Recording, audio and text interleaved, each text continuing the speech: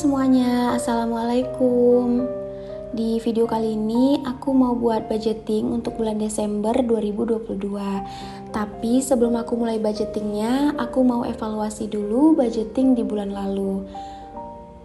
Untuk aku pribadi, aku nggak memaksakan harus ada sisa di evaluasi akhir bulan. Aku nggak mau jadi ekstra menghemat gitu. Yang terpenting kebutuhannya cukup dan nggak mengganggu pos anggaran lainnya. Kalaupun ada sisa, alhamdulillah, tapi kalau minus, berarti aku harus memperbaiki lagi di budgeting bulan depan. Mana yang sekiranya bisa aku tambah atau aku kurangi anggarannya. Jadi itulah kenapa pentingnya evaluasi keuangan di akhir bulan. Dan untuk biaya listrik, alhamdulillah ada sisa 25.000 karena di sini pakai listrik pasca bayar. Jadi untuk biaya listrik itu nggak bisa dipastikan.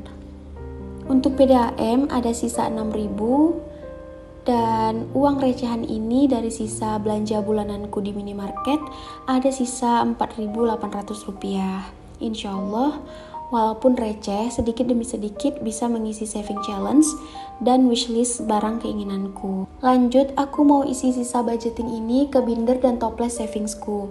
Untuk tabungan receh ini, walaupun nominalnya paling kecil sampai ada recehan Rp100 pun, tetap aku save, apalagi kalau tempatnya ini penuh.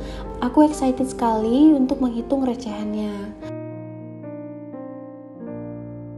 Dan ini alhamdulillah juga suamiku ada kasih uang 20.000 yang ada di sisa dompetnya. Ada 3 lembar dan akan aku gabungkan dengan 20.000 yang lainnya.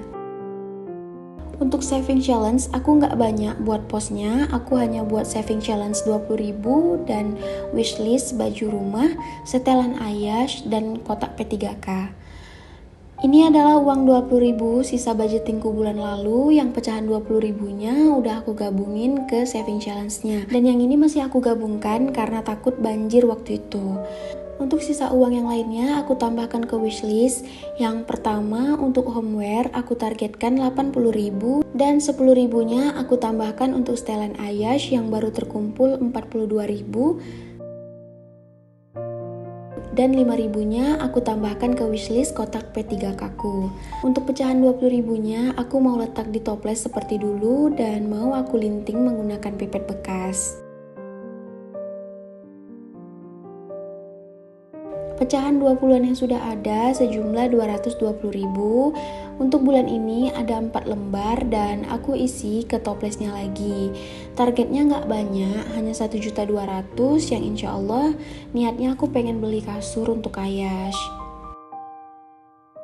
Balik lagi ke budgetingku bulan Desember ini, gak terasa kita udah di akhir tahun dan bulan depan insya Allah kita udah masuk ke tahun baru 2023. Gimana resolusi keuangan tahun 2022 teman-teman?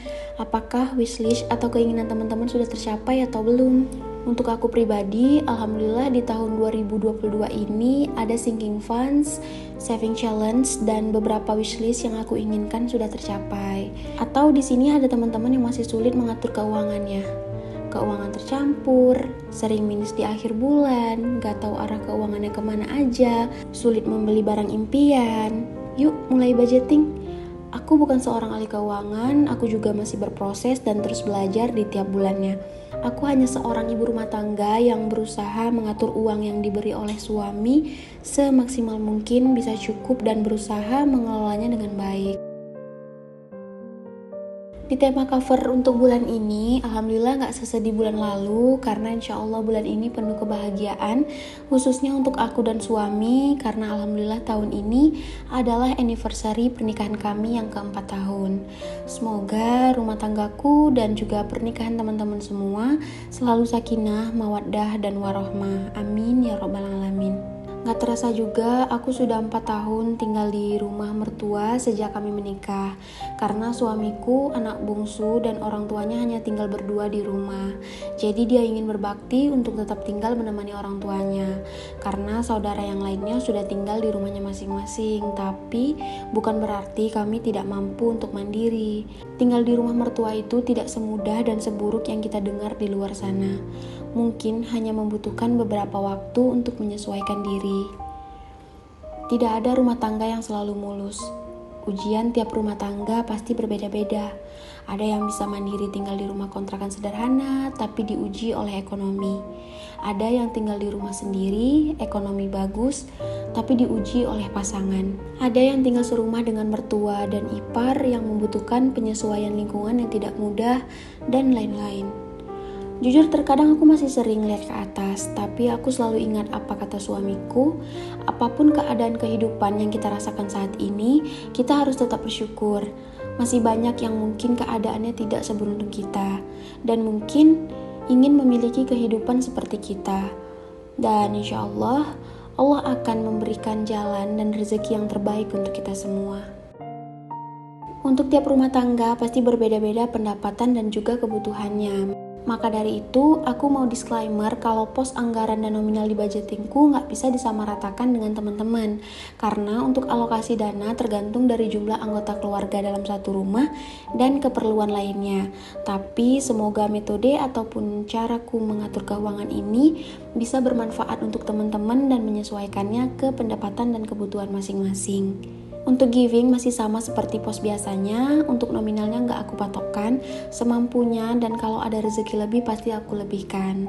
Dan untuk savings ini ada beberapa tabungan dan sinking funds yang aku buat.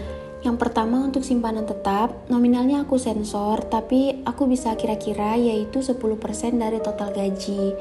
Yang kedua untuk dana darurat, aku anggarkan 200.000 dan untuk uang darurat ini aku simpan di ATM, jadi aku nggak menyimpannya secara tunai. Alhamdulillah mulai saat ini aku bisa save sedikit uang untuk menabung membeli emas. Jadi insya Allah aku simpan uang 500.000 dan jika sudah cukup membeli emas 1 mayam akan aku belikan.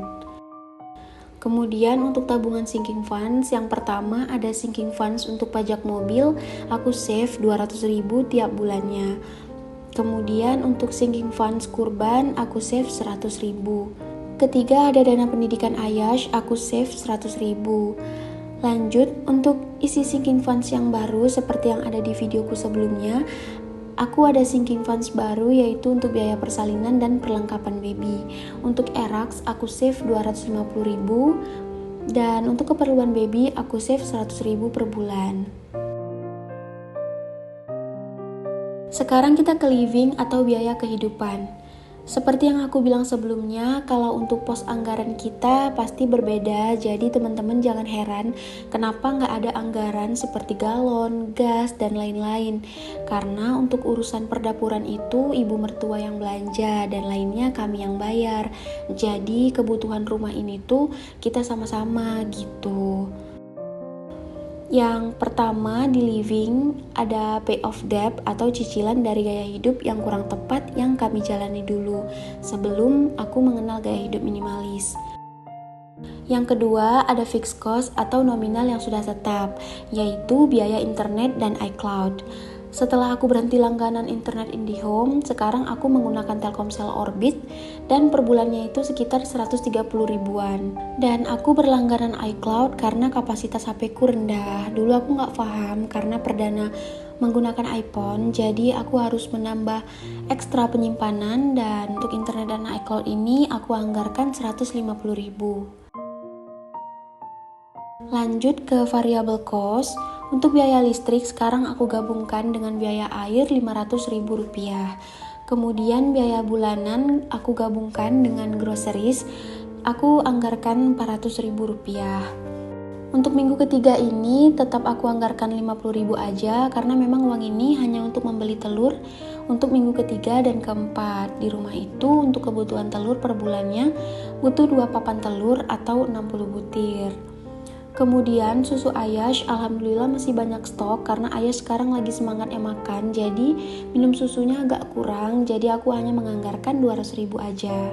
Untuk refreshing aku anggarkan 200.000 dan untuk biaya tak terduga masih aku anggarkan Rp100.000. Oh iya, untuk fiskosnya sekarang aku nggak tulis biaya pegangan suami dan potongan kantor untuk koperasi wajib dan dharma wanita. Jadi aku hanya atur uang yang hanya udah bersih di tanganku. Dan ini aku ganti tulisan di pos anggaran yang lama dengan stiker.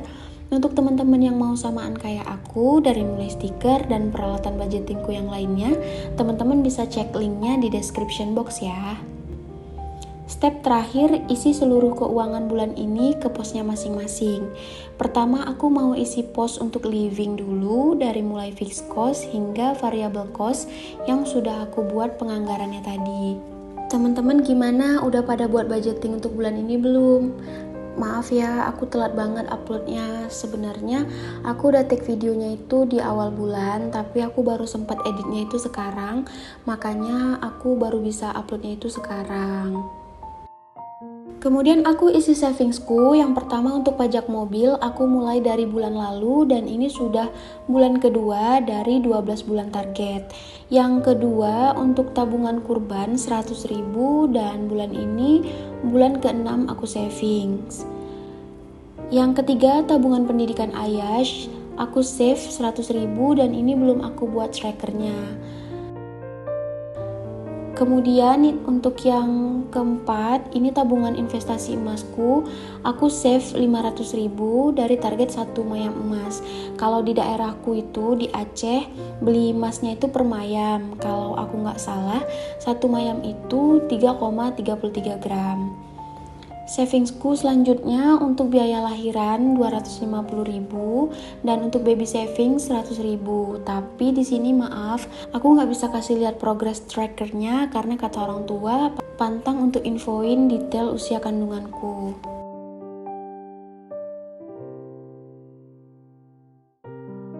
Dan alhamdulillah budgetingku di bulan ini selesai, dompet-dompetnya juga udah terisi kembali.